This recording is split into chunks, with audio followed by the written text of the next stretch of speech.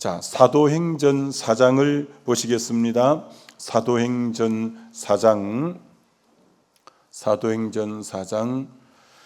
13절로 사도행전 4장 13절로 22절까지 말씀을 교독합니다. 사도행전 4장 13절로 22절까지를 교독합니다. 그들이 베드로와 요한이 담대히 말함을 보고 그들을 본래 학문 없는 범인으로 알았다가 이상히 여겨 또 전에 예수와 함께 있던 줄도 알고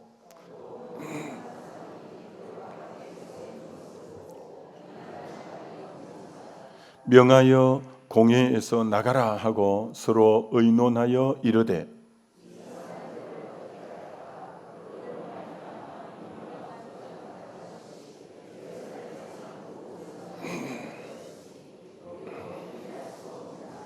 이것이 민간에 더 퍼지지 못하게 그들을 위협하여 이후에는 이 이름으로 아무에게도 말하지 말게 하자 하고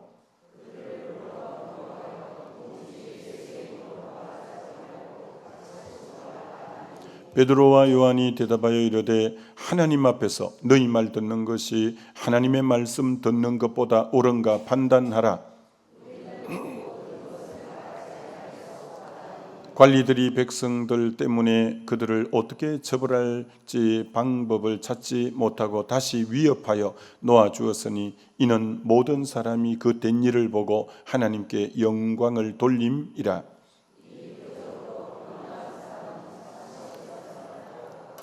아멘. 네. 성령은 사람을 변화시킵니다 라는 제목으로 말씀을 증거하고자 합니다. 성령은 사람을 반드시 변화시키는 영이 바로 이 성령이시다라는 거죠. 읽은 본문에 여러분 베드로가 주님을 3년이나 따라다녔지만 변화되기 전에 성령을 체험하기 전에는 그렇게 업다운이 심했던 사람이 이 베드로입니다. 그래서 주님이 십자가 사건을 말씀하실 때도 뭐라고 호언장담했느냐면은 나는 옥에 갇힐지라도 나는 죽는 한이 있을지라도 절대 주님을 부인하지 않겠다. 이렇게 그게 진짜 그렇게 마음을 먹었습니다. 근데 여기 알 수 있는 것은 신앙은 결심한다고 안 되고 내 마음 먹는다고 안 되고 맹세한다고 되는 게 아닙니다. 그걸 할 힘이 없으면. 그러나 정작 위기가 왔을 때 주님을 모른다고 3번 부인하고 심지어 저주까지 하면서 부인하고 그는 도망가 버렸고 옛날 직업인 어부 생활로 돌아가 버린 거예요. 참 베드로가 원래 이 베드로의 처음 이름은 시몬이었습니다. 시몬은 갈대라는 뜻입니다. 진짜 그 삶은 갈대처럼 흔들거렸어요. 그런데 주님이 베드로를 만나자마자 내가 오늘부터 너를 게바라 하리라. 게바의 뜻은 갈대와는 정반대인 반석이라는 뜻이죠.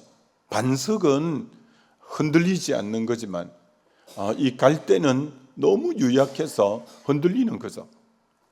실제로 이 베드로가 이 성령을 체험하고는 그때부터는 반석이 되기 시작했고 흔들리지 않았습니다. 그 계집종 앞에서도 그렇게 두려워서 모른다고 하던 그가 오늘 사내들의 공회의원 앞에, 사내들의 공회의원은 그 당대에 71인으로 구성되어 있는 이스라엘의 최고 의결 기관으로 아예 입법, 사법, 행정권을 쥐고 있는 가장 막강한 권력 단체인데 그 앞에서 하나님 말씀 듣는 게 옳으냐? 너희 말 듣는 게 옳으냐? 하나님 말씀 듣는 게 옳으냐? 너희가 판단하라. 우리는 보고 들은 것을 말하지 아니할 수 없다. 너무너무 담대한 거예요. 이게 성령으로 인한 변화가, 그렇게 두려워하는 사람이 이렇게 담대한 사람으로 변화의 터닝 포인트가 바로 이 성령, 오순절 성령을 체험하고 그렇게 변화됐다는 거예요. 오늘 읽은 본문에 이 사람은 학문이 없는 범인으로 알았다가, 평범한 사람으로 알았다가, 그가 설교를 아브라함 때부터 역사적으로 딱 깨뚫는 너무나 역사적 설교를 하고, 그 설교에 감명받은 사람이 3,000명이 회개하고 돌아오는 걸 보면서 깜짝 놀라는 거예요. 이 사람이 학벌이 없는 사람인데 어떻게 이러냐? 그게 이제 성령의 능력으로 그렇게 되는 거예요. 베드로가 성령 받고 성전 미문에 앉아있는 그 안전뱅이가 40여 년 동안 날 때부터 그렇게 해서 앉아있는 사람인데, 은과 금은 내게 없지만 내게 있는 것 내게 주노니 나사렛 예수 이름으로 일어나 걸으라니까 이렇게 걷는 거예요. 그리고 죽은 다비다, 도르가도 일어나라 하니까 죽은 자를 일으키는 거예요. 너무나 놀라운 사람으로 변화되는 거예요. 이 갈릴리 호수에서 평생 어부 일만 하던 그였는데, 성령을 체험하고 베드로가 상상도 못하는 사람으로 변화된 거예요. 그리고는 로마에서 거꾸로 십자가에 못 박혀 순교당하는 그날까지 정말 얼마나 하나님 나라의 보배 같은 일꾼으로 쓰임받게 됐는지요. 그 놀라운 전환점이 이 성령의 체험을 기점으로 그렇게 달라졌다는 거예요. 여러분도 두려움이 많은 사람, 난 왜 이렇게 담대함이 없을까? 그건 여러분의 심성의 문제가 아니라 이 성령 충만함이라는 거예요. 난 어떻게 전도 하나 옳게 못할까? 그게 여러분의 유약한 성격 때문에 그런 게 아니라 성령 충만하면 3,000명, 5,000명이 돌아오게 하는 그 성령의 능력을 받으면 된다고요. 왜 난 남 앞에 서면 작아지고 왜 담대하게 말을 못할까? 성령 충만 받으면 지혜의 영, 명철의 영이 임하면 그렇게 하나님 앞에 말씀을 담대히 전할 수 있게 된다는 거예요. 이 모든 변화의 분기점이 바로 이 성령 체험이라는 거예요. 강한 성령 체험이 우리로 하여금 완전히 새로운 사람으로 변화시키는 것을 보게 되는 거죠. 여러분은 예수 믿는 사람 하면 어떤 생각이 들고 어떤 이미지가 떠오릅니까? 예수 믿는 사람, 술, 담배 안 하는 사람, 예수 믿는 사람, 주일만 되면 교회에 나가는 사람, 예수 믿는 사람, 예수 믿으라고 전도하는 사람, 예수 믿는 사람, 그래도 세상에서 착하게 살려고 하는 사람, 예수 믿는 사람 하면 방금 같은 그런 이미지가 떠오릅니까? 그런 면도 있죠. 그러나 또 한편으로는 이런 이미지가 그리스도인들에게 많은 거예요. 예수 믿는다 하면 왠지 모르게 약하게 보이는 거예요. 예수 믿는 사람 하면 누가 함부로 대해도 잘 대꾸도 못하고 잘 따지지도 못하고 계속 참고만 있는 사람, 이런 이미지도 없잖아 있는 거예요. 근데 성경 속에 예수 믿는 사람의 이미지는 그런 모습이 아니에요. 다윗, 골리앗 앞에 다윗은 정말 골리앗이 근 3m 가까이 되는 사람 아니에요. 이 다윗은 목동이고 소년이에요. 정말 그런데도 그렇게 담대할 수가 없고 만군의 여호와의 이름으로 물맷돌 하나로 그를 쓰러뜨리고 나라를 위기에서 건져낼 정도로 강하고 담대한 자가 그리스도인의 참모습이라는 거예요. 다니엘이 그 바벨론 포로기에 왕의 진미도 딱 뜻을 정하여 거절하고 내 신앙 양심을 어지럽혀 놓는 이거 전 안 하겠습니다. 물과 채소만 먹겠습니다. 열흘 동안 저를 시험해 보십시오. 어떤 불이익과 자기에게 위험이 다가올지 몰라도 신앙을 지키기 위해서 그렇게 단호하고 그렇게 강한 이미지예요. 느부갓네살이 어느 날 꿈을 꿨는데 너무 꿈자리가 뒤숭숭한데 그 꿈이 뭔지 모르겠는 거예요. 그래서 그 나라 똑똑한 박사들을 다 불러놓고 내가 무슨 꿈을 꿨는지 그리고 그 꿈 내용이 뭔지 알아맞히라고 하는 거예요.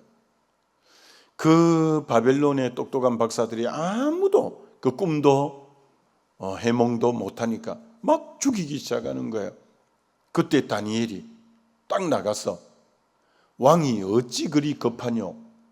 기한하여 주시면 내가 꿈을 해몽해 드리리이다. 어떻게 그런 담대함, 여유? 그럼 다니엘이 이 꿈을 아냐? 그렇지도 않는데 그렇게 딱 하고 나와서 자기 친구, 기도의 동력자 사드락, 메삭, 아벳느고에게 기도해달라 부탁하고는 그렇게 하나님께 기도하고 매달렸더니 자기가 믿는 하나님에 대한 신뢰가 철저하게 있는 거예요. 그 하나님이 꿈도 생각나게, 꿈의 내용도 이제 생각나게 하는 거예요. 큰 금신상이 세워진 꿈인 거예요. 머리는 금이고, 얼굴과 이쪽에는 은이고, 또 동이고, 또 철하고 흙하고 섞여 있는 그런 모습이 앞으로 바벨론에서부터 메데바사, 페르시아, 헬라, 로마 제국으로 쫙 내려가는 역사적 그 부분인데 떠인 돌, 이 떠인 돌 예수 그리스도를 상징 떠인 돌에 의해서 그게 다 무너져 버릴 것에 대한 그런 세상에 쭉 되어질 과정에 대한 꿈이었다는 것을 알게 되는 거죠. 근데 그런 담대함과 지혜가 있는 자가 그리스도인이었다는 거예요. 다니엘의 그 세 친구도 얼마나 대단한지 금신상에게 절 안 하면 평소보다 7배 더 풀무불을 뜨겁게 해서 던져 넣겠다 해도 우리 하나님이 우리를 건지실 거고 그리 아니하실지라도 우리는 그럴 수 없습니다. 얼마나 담대한지. 그래서 그들을 풀무불에 그만 집어 던져버렸어요. 그런데 인자 같은 이가 풀무불 속에 세 사람을 던져 넣었는데 4분이 안에 있는 거예요. 우리 주님이 고난받는 자리에 함께해 주신 거예요. 그래서 옷자락 하나, 머리카락 하나 타거나 끌리지 않고 그것 때문에 느부갓네살이 너의 하나님이 진짜 하나님이구나. 도리어 그 위기가 하나님의 영광을 드러내고 도리어 만방에 방을 붙이면서 이스라엘의 여호와 하나님만이 참신이라고 그런 그리스도인이 정체성을 지키고 하니까 도리어 위기를 새로운 하나님의 영광의 통로로 쓰는 거예요. 그 다리오 왕 때 이 다니엘이 정말 한 달 동안만 기도 안 하면 사자굴에 집어 넣지 않겠다고. 한 달 동안 기도 안 하면 될 거 아니요. 근데 어떻게 내가 하나님과 교제를 한 달간 끊을 수 있냐? 그만큼 기도 하나님과의 교제를 귀하게 생각했던 다니엘.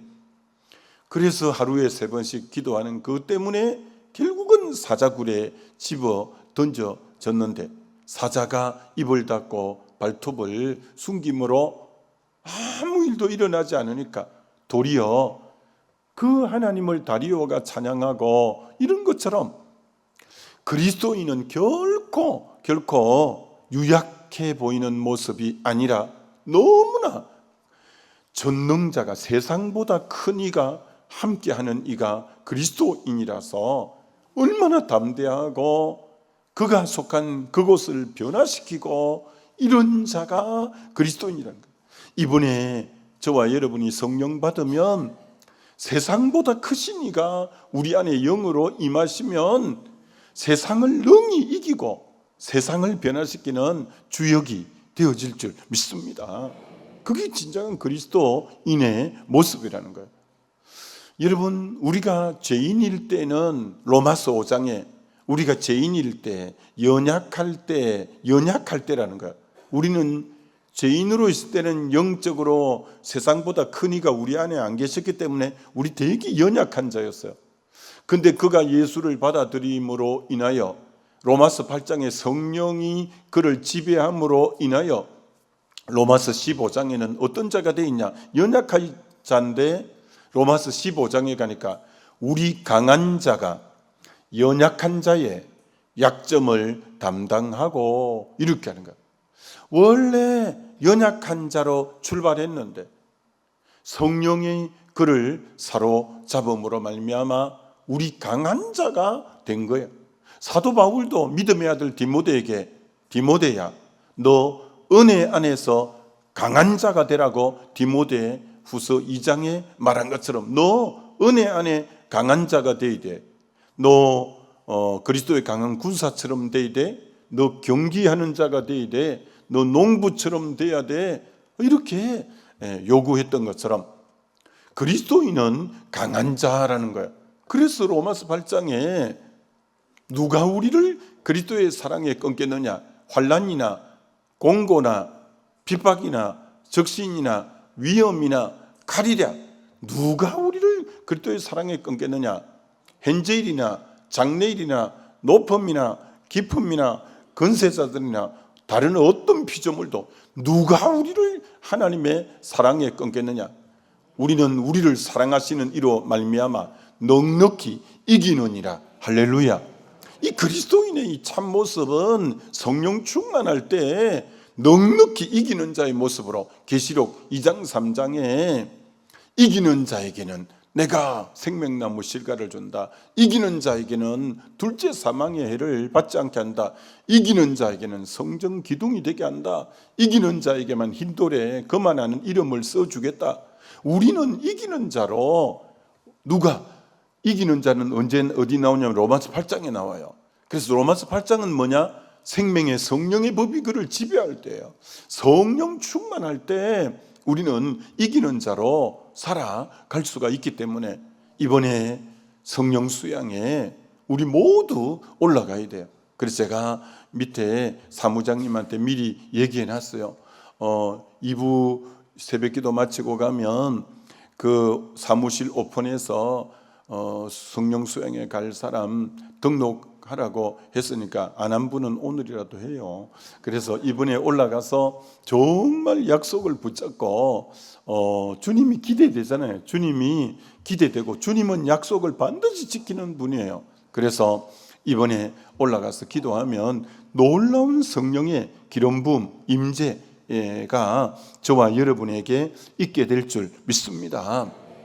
그렇습니다. 그리스도인 하면 어떤 시련을 만나도 어떤 풍파를 만나도 은혜 안에 강한 자가 되어서 딱 요동하지 않고 뭐 시험 들지 않고 낙담하지 않고 딱 당당히 서서 주님 바라보면서 뚜벅뚜벅 걸어가는 자가 그리스도인지, 조금 힘들면 막 시험 들어버리고 조금 힘들면 잘 안 보이고 조금 힘들면 그 시험 들었니 죽겠니 이런 자가 아니에요.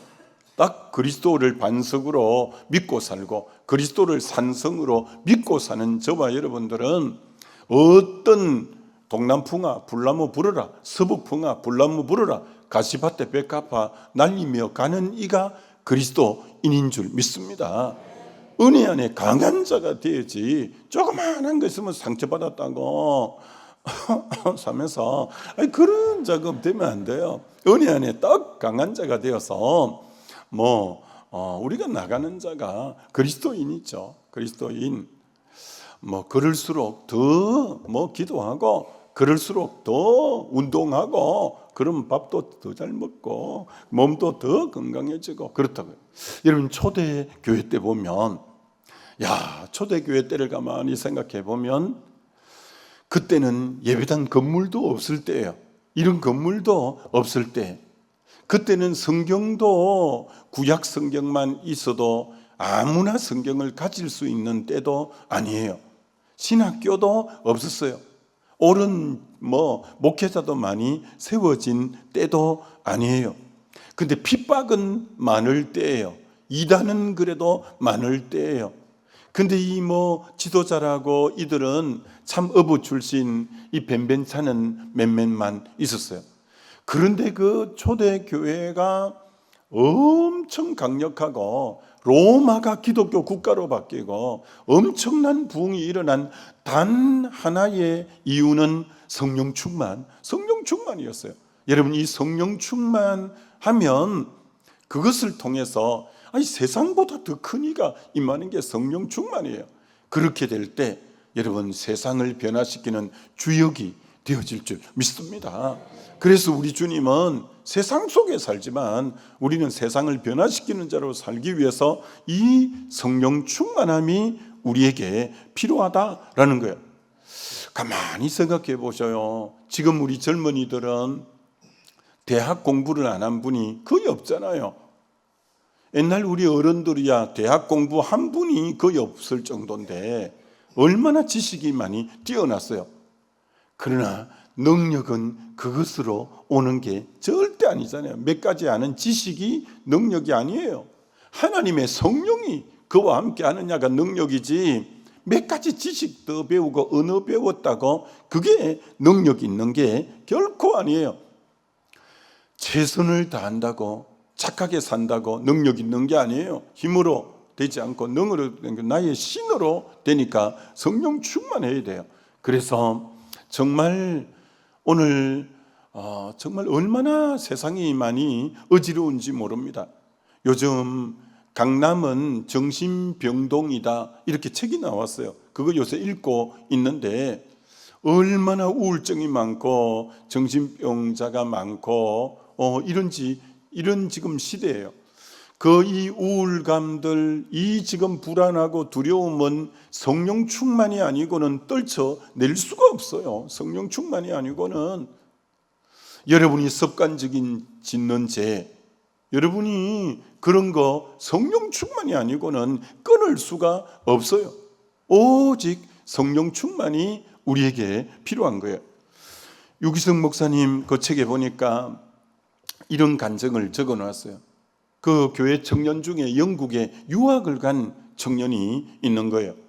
근데 그 청년이 메일이 목사님한테 온 거예요. 그 메일 내용은 유학 간 지 1년이 됐는데 향수병, 고국이 그립고 영국에 도저히 적응이 잘 안 되는 거예요. 그래서 한국으로 돌아가고 싶다 그런 내용이고, 언어도 그렇게 잘 안 들리니까 공부도 잘 안 되고 계속 집에 가고 싶고, 그 교회에서 마음껏 청년의 활동하던 그게 그립고, 그래서 너무 이제 향수병으로 힘들어 하는 거예요. 그러다가 그 영국인 집에 방 하나를 얻어서 이렇게 지금 살고 있는데 그 주인이 며칠간 여행을 갔대요. 이게 그 큰 집에 이제 친구만 그 집에 있게 된 거예요. 그래서 주인이 없는 상태에서, 옛날에는 주인이 있기 때문에 기도나 찬송도 크게 못했는데 이제 며칠간 집에 주인이 없으니까 기도도 좀 크게 하고 찬송도 크게 하고 정말 또 고국이 그리워서 엄마 아빠도 보고 싶고 하니까 너무 이제 울고 싶어서 막 울면서 기도하고 찬송하고 한 거예요. 거기 보면 편지에 이메일에 이렇게 온 거예요. 하나님 집에 가고 싶어요. 하나님 더 이상 못 견디겠어요. 엄마도 보고 싶고 아빠도 보고 싶고 교회 가서 마음껏 찬송도 하고 싶고 기도도 하고 싶고 알아들을 수 있는 설교도 듣고 싶고, 영국에 이제 설교도 잘 안 들어오는 거예요. 여기 있을 수가 없어요. 그러면서 소리 지르면서 통곡하면서 기도를 했는데 성령이 임한 거예요. 성령이 임하고 그렇게 통곡해서 기도했는데 성령이 임하게 되면서 그 울고불고 기도하는데 성령을 체험하고부터 완전히 달라진 거예요. 그 애통하던 기도가 찬송이 터지기 시작한 거예요. 너무 기쁨이 물밀듯이 속에서 올라오는데 그 실에 사람도 없고 하니까 춤을 추면서 찬송을 하고, 그래서 그때 이 찬송을 불렀을 때 높은 산이 거친 들이 초막이나 궁궐이나 영국이나 한국이나 내 주 예수 모신 곳이 그 어디나 하늘나라 할렐루야 찬양하세. 내 모든 죄 사함 받고 주 예수와 동행하니 그 어디나 하늘나라. 한두 시간을 계속 덩실거리면서 성령이 임해서 거실에서 왔다 갔다 하면서 춤을 췄대요. 그래서 한 달 정도 지났는데 이 학생에게서 목사님께 다시 편지가 왔대요. 목사님, 여기 다시 공부하기로 했습니다. 한국 가고 싶은 마음이 없어진 건 아니지만 이제 견딜 수 있을 정도입니다. 영국의 삶 속에서 찬송이 나오고 감사가 나오고 기쁨이 나옵니다. 이제는 견딜 수 있을 정도입니다. 그러면서 상황은 똑같은데 성령 충만을 받고 나니까 환경이 달라 보이고 모든 게 달라 보이는 거예요. 여러분 자녀들이 지금 직장에서 견디기 힘들다고 하고 어디 지금 간 데서 힘들다고 할 때 환경을 바꿔줌으로 되는 문제가 아니라 그 속 사람이 성령 충만해짐으로 초막이나 궁궐이나 높은 산이나 거친 들이나 내 주 예수 모신 곳이 그 어디나 하늘나라구나. 여러분, 그 심령에 성령이 임해야 변화되고 환경이 문제가 아니라는 거예요. 그것을 처음에 편지를 받아 읽을 때는 빨리 고국에 데려와야 되겠다, 이러다가 애가 어떻게 되겠다 이렇게 생각을 했는데, 그러나 성령이 그 속에 들어가니까 그 환경을 이겨낼 힘이 생기고 저력이 생기고 도리어 감사와 찬송이 나와서 그 어디나 하늘나라라는 고백은 이게 성령의 강력한 역사예요. 하나 더 그분이 소개하시는데 서울의 어느 교회에 부흥회를 가셨대요. 근데 그 교회 성도가 아닌데 목사님이 그래도 아는 사람이래요. 그분이 새벽기도, 낮기도, 저녁 예배를 하루에 3번 집회를 다 참석하는 거예요. 그래서 이제 안면이 있고 아는 사람이니까 어떻게 직장 안 다니고 낮에도 그렇게 집회를 참여하냐라고 했더니 직장 생활이 너무 어려워서 사표를 지금 쓸까 말까 하다가 기도원에 갔다 와서 기도하고 사표 낼 건가 안 낼 건가를 결정하려고 하다가 목사님 집회가 있다는 거 듣고 교회 옆에 방을 지금 며칠간 빌려서 집회에 참석하기로 했다고. 그래서 이 청년이 이분이 집회에 그렇게 참석했는데 집회를 다 참석하고 난 뒤에 목사님 부흥의 은혜 받고 나니까 직장 그만둘 생각이 싹 사라졌습니다. 하나님께서 직장을 제게 사명을 행하는 곳으로 보냈다는 걸 제가 잊어버렸는데, 사장님과 직장의 동료들이 예수 믿는다고 그 핍박했는데 내가 그들에게 복음을 전해야 될 내 사명이라는 걸 내가 몰랐는데 은혜 받고 나니까 이게 눈에 들어오는 거예요. 내가 이곳에서 벗어나야 될 것이 아니라 이것이 내 사명지구나. 그래서 목사님 이제는 30분씩 일찍 출근해서 먼저 사장님과 모든 직원들을 위해서 기도하겠다고, 그래서 이제부터는 이들에게 복음을 전하겠다고. 아니 그 직장이 너무 힘들고 핍박이 힘들어서 사표를 낼까 말까 했는데 성령이 임하고부터 하나님께서 정말 도리어 이곳은 하나님이 나를 사명을 행하는 곳으로 보내신 곳이구나, 완전히 생각이 달라지고 사표가 아니라 이곳에서 내가 해야 될 일이 있구나. 그래서 하나님이 나를 보내셨구나.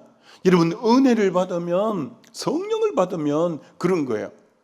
짧게 하나 간증하면, 저도 이제 부흥회를 17년 전부터 다녔으니까 정말 수십 교회를 다녔잖아요. 거기 한 400여 명, 400~500명 모이는 교회인데, 목사님이 두 번째 부흥회로 2년 전에도 갔는데 또 부흥회를 부르시는 거예요. 교단에 이름 있는 어른이신데, 이분도 부흥회로 간간히 나가시는 분인데, 그분이 개척해서 그만큼 키우신 교회인데, 근데 첫 번째 부흥회 갈 때하고 두 번째 부흥회를 그 교회 갔는데 교회 분위기가 썰렁하고 싸늘하고 그런 거예요. 근데 교회 안에 갈등이 굉장히 많은 거예요. 근데 다른 이유가 아니라 은퇴를 앞두고 계셨는데, 사의를 후임으로 좀 세우고자 했는데, 그 개척해서 다 장로로 세운 분들인데, 이분들이 다 싫다고 딱 그러니까 목사님 너무 상심이 된 거예요. 교회가 좀 부흥하면 옮기려고 900평, 하여튼 자세히 말하면 안 되는데, 이거 하여튼 땅을 사놓았는데, 그러면 그쪽에 좀 사이를 그럼 분리 개척이라도 해달라고 하는데, 그것도 싫다고 하는 거예요. 목사님이 너무 상심이 되고, 또 장로님은 장로님대로 마음이 상심이 된 거예요. 그러니까 교회가 싸늘한 거야. 부흥회를 두 번째 갔더니, 난 그것도 모르고 약간 분위기가 다르다 하고 집회를 했는데, 세상에 집회 둘째 날 저녁에 장로님들이 저를 찾아왔어. 목사님, 저희들이 목사님 설교를 몇 번 듣고 우리 장로들에게 하나님이 그렇게 말씀했습니다.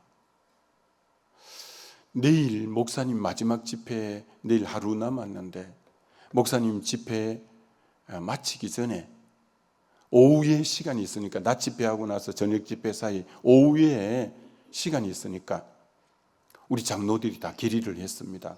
오늘 저녁 집회 끝나고 강고를 할 테니까 그 900평 땅에 우리가 분리 개척 예배를 목사님 계실 때 드려주었으면 좋겠습니다.